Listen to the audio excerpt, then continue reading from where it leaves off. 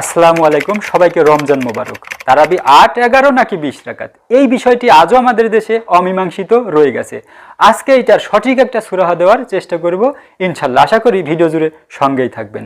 আমাদের আগে জানতে হবে যে তারাবির সঙ্গে সিয়াম বা সিয়ামের সঙ্গে তারাবির কি সম্পৃক্ততা রয়েছে বা নেই।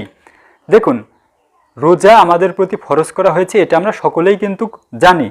২৭ পাতা ২ নং পারা ২ নং সূরা আল বাকারার ১৮৩ নং আয়াত আল্লাহ তাআলা বলেন, হে ঈমানদারগণ, তোমাদের প্রতি রোজা ফরজ করা হয়েছে যেরূপ ফরজ করা হয়েছিল তোমাদের পূর্ববর্তীগণের উপর, আর যাতে তোমরা পরহেজগারি অর্জন করতে পারো। তো রোজা কিন্তু আমাদের ফরজ।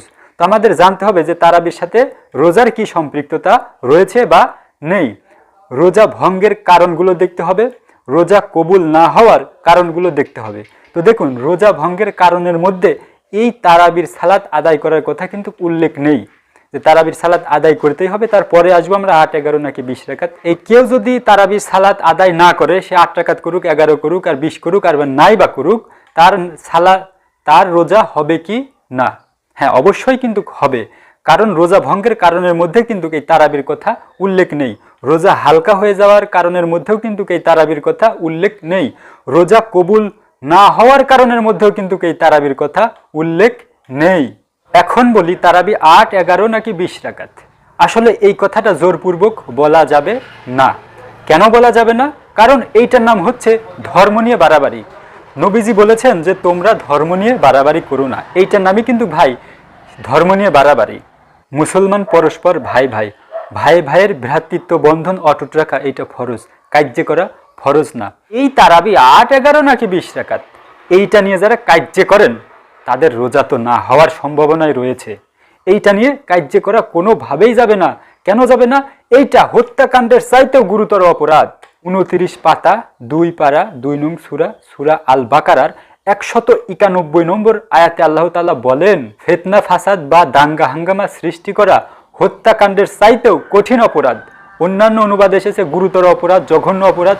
সূরা আল বাকারার ২১৭ নং আয়াতে আল্লাহ তাআলা বলেন, ধর্মের ব্যাপারে ফিতনা সৃষ্টি করা মানুষ হত্যার চাইতেও কঠিন পাপ। তার মানে স্পষ্টই বোঝা গেল যে তারাবি ৮, ১১ নাকি ২০ রাকাত, এইটা নিয়ে দাঙ্গা হাঙ্গামা বা ফিতনা ফাসাদ, মৌজা তর্ক বা বিবাদ করা যাবে না। এরপরেও এটা নিয়ে যারা কার্য করবে তারা হলো ফাওয়াইলুল লিল মুসল্লিন, দুর্ভোগ এই সকল নামাজি ব্যক্তিদের যারা তাদের নামাজ সম্পর্কে বেখবর বা উদাসীন। শুন, এবার জানি যে আসলে তারাবির নামাজ ৮, ১১ নাকি ২০ রাকাত পড়ব, কোনটা সঠিক? দেখুন, এই যে আমরা ওভারটাইম করি না, ওভারটাইম, কেউ যদি ১ ঘন্টা ওভারটাইম করে বা অতিরিক্ত কাজ করে তাহলে সে ১ ঘন্টার পারিশ্রমিক পায়, কেউ ২ ঘন্টা করলে ২ ঘন্টার।